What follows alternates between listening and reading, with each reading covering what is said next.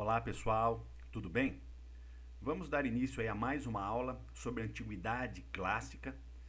Especificamente falaremos sobre a Roma Antiga e a sua fase final. Abordaremos hoje aquilo que ficou conhecido como o período do Baixo Império.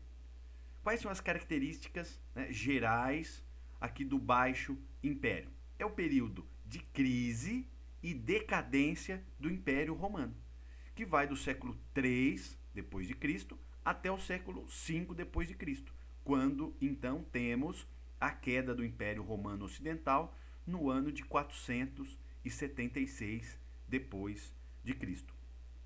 Ah, em 476 nós veremos que essa data ela é importante, ela é um marco cronológico que assinala o fim da Idade Antiga e o início da Idade Média. Então, a decadência do Império Romano vai preparar, vai gestar aquela Europa medieval, a Europa da Idade Média. Mas daí é um assunto para uma próxima aula. Voltando aqui no Baixo Império Romano, então, nós temos, nesse contexto de crise e decadência, os fatores que levaram a essa crise, a essa decadência do Império Romano que nos interessam. São esses fatores que nós veremos. Quais são os fatores que levaram, a esse momento de instabilidade, esse contexto de instabilidade que levou à crise do Império Romano e à sua decadência e queda. Beleza? Então, esse é o nosso assunto. Lembrando que na aula passada nós estudamos o Alto Império Romano, que é o período, de apogeu, é o período, de grandeza do Império Romano. Depois do século 3, depois de Cristo, até o século 5, nós temos o contrário daquilo. Nós temos crise e decadência. Quais são os elementos que assinalam essa crise do século 3? No século 3, nós vemos um contexto marcado por uma grande instabilidade. Essas instabilidades em todos os setores da vida. São instabilidades políticas, sociais, militares e econômicas. Da onde, que tem resultado essas instabilidades? Da retração das guerras. Nós vimos, a fase que assinala o final do Alto Império Romano é justamente o fim da expansão militar e territorial. Essa retração das guerras vai gerar uma série de consequências. Sobretudo, a lenta diminuição do número de escravos. Diminuindo o número de escravos, nós temos também a diminuição da produção de alimentos.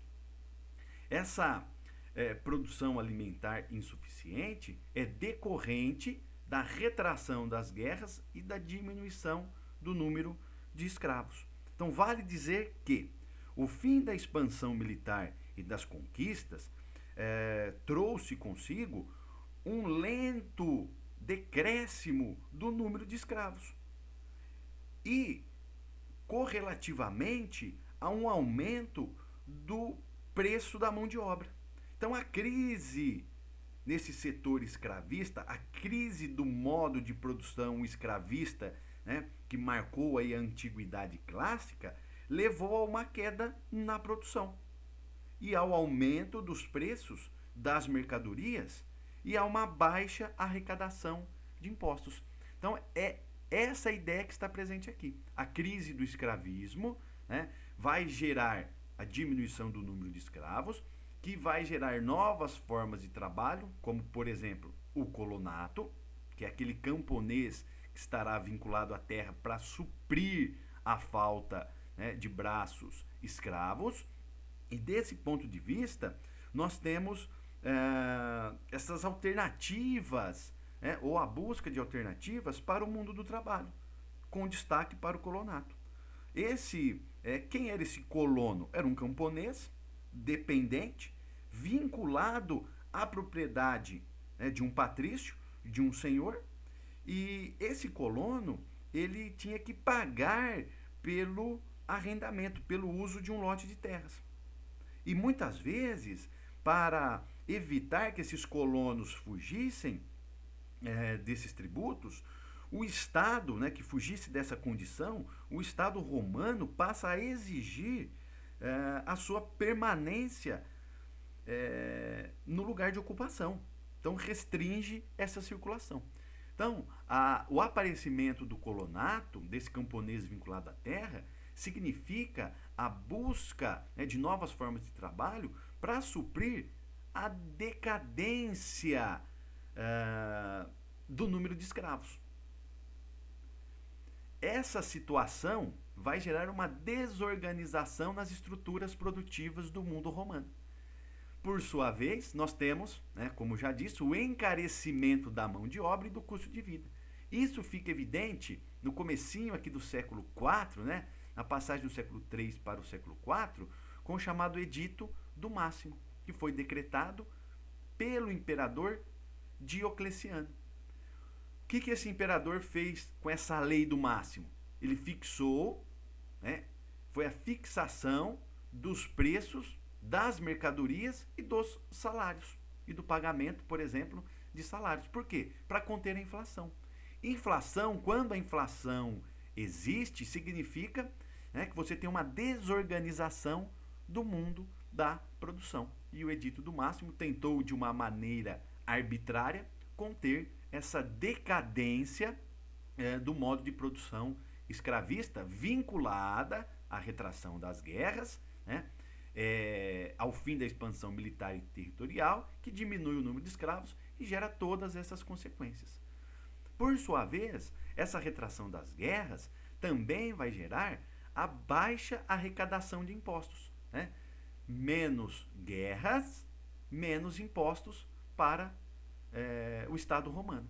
Então nós temos a diminuição das receitas do Estado. Isso vai gerar um outro problema, que é a fragilização do exército. O exército, né, se o Estado não tem dinheiro para manter um exército forte, bem equipado e numeroso, nós temos esse contexto de anarquia militar. Aqui é a inversão. Se no Alto Império Romano houve a expansão das fronteiras, a expansão militar, aqui é um período de anarquia militar, que vai resultar nas invasões bárbaras. O exército romano fica tão fraco que não dá conta, além de não expandir, ele, né, não consegue garantir a segurança das fronteiras. Desse ponto de vista, nós temos uma outra consequência, que será a ruralização da vida. Esse fato, né, a ruralização da sociedade, da economia romana, é, né, um ponto fundamental de crise do mundo romano. O mundo romano é um mundo urbano, né, é um mundo marcado pelo comércio, é o mundo das cidades. Agora, se nós temos a ruralização, já é um sinal de decadência. Desse ponto de vista, essa ruralização da vida, né, por exemplo, aqui com a instituição, né, do colonato, que é uma alternativa, nós temos boa parte dos patrícios fugindo para os campos e morando nas chamadas vilas, que eram grandes propriedades rurais, que, já que não tem escravo, será trabalhada pelo colonato.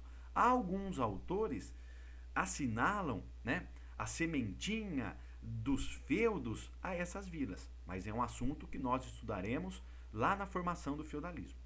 Um outro fator que assinala essas crises do século III é a difusão do cristianismo.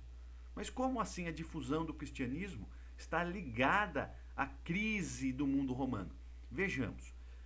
A difusão do cristianismo está muito ligado aos cristãos. Eles pensavam na questão da divindade, uma divindade que estava não na figura do imperador, mas num pai, né, num Deus que estava além desse mundo. Então os cristãos, né, os primeiros cristãos ali que serão combatidos, né, lá, que serão perseguidos, que acabarão virando mártires, eles questionavam a divindade do imperador. E mais, o cristianismo traz uma nova visão de mundo, mais fraternal. Ou seja, Cristo fala, né, que somos todos irmãos, que o amor tem que prevalecer. É uma lógica muito diferente daquela lógica de expansão militar do mundo romano. E o cristianismo vai se expandindo com tanta força que nós temos dois editos. A princípio, o Edito de Milão, lá no início do século IV, que vai garantir liberdade de culto aos cristãos. E o edito de Tessalônica, em 380, olha só que interessante, vai oficializar a religião cristã. O edito de Tessalônica, ele é, vamos dizer assim, fundamental para colocar a religião cristã como a religião oficial do Império Romano. E, mais interessante, vai declarar, né, vai colocar na ilegalidade o culto aos deuses pagãos. Então, olha só, essa difusão do cristianismo também promove uma transformação radical, vamos dizer assim, na ideologia e na organização do Império Romano, do mundo romano. Uma outra crise que nós vemos aqui, também nesse contexto das crises do século III, é uma crise administrativa. Por que uma crise administrativa? O Império Romano, ele tenta dar conta, né, da administração política desse vasto império territorial, dessa vasta região a qual, né, chegou a constituir o mundo romano. E na transição já da república para o império, nós vemos esses problemas administrativos aparecerem. O Império Romano tinha crescido tanto que a República Romana, com as suas estruturas administrativas, não davam conta de gerenciar toda essa área. Por isso que a necessidade, né, de centralização do poder na mão do imperador, visando, né, dar mais eficiência administrativa a esse vasto império.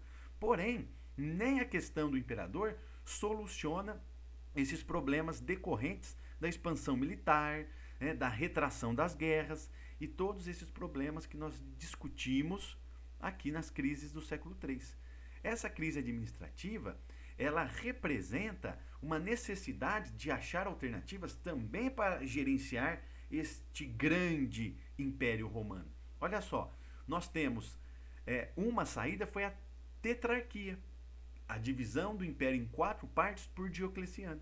Então você começa a fracionar o império. O Constantino, ele vai reunificar o império, ele vai tentar, né, fazer um processo de unificação, mas, olha só que interessante, ele vai fundar uma outra capital. O império tinha crescido tanto para essa região do Oriente que ele funda uma capital aqui, né, que será chamada de Constantinopla.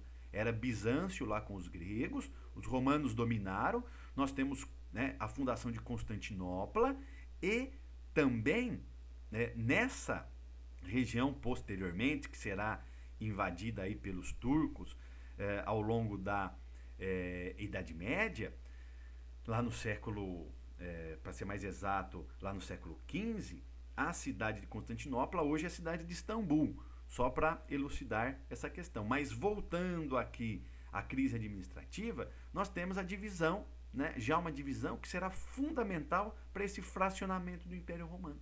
Se você fraciona é porque você não dá conta de administrar. Você começa a se estilhaçar.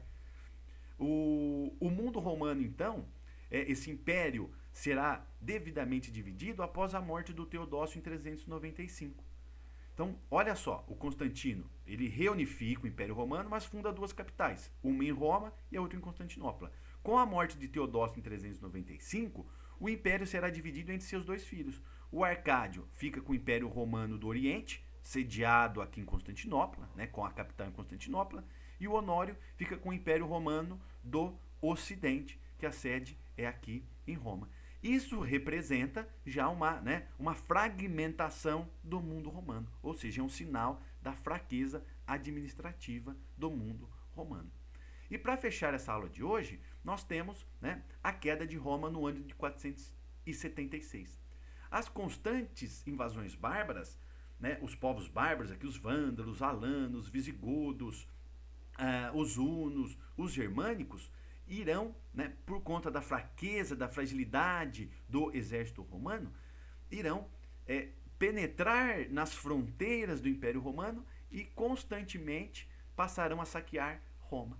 E o fato simbólico aqui no ano de 476, essa queda de Roma, é a deposição do último imperador romano, né, do último autêntico imperador romano, de um cidadão romano, que é o Rômulo Augusto. Ele foi deposto pelo Odoacro, que era o rei dos Érulos, que que era, né, um povo germânico. Então, nós temos a chegada de um bárbaro ao poder em Roma. Então, o Odoacro se transforma, né, o Odoacro, que é o rei dos Érulos, ele se transforma em imperador, ele toma o poder na cidade de Roma. Esse fato simbólico representa a queda, né, do Império Romano.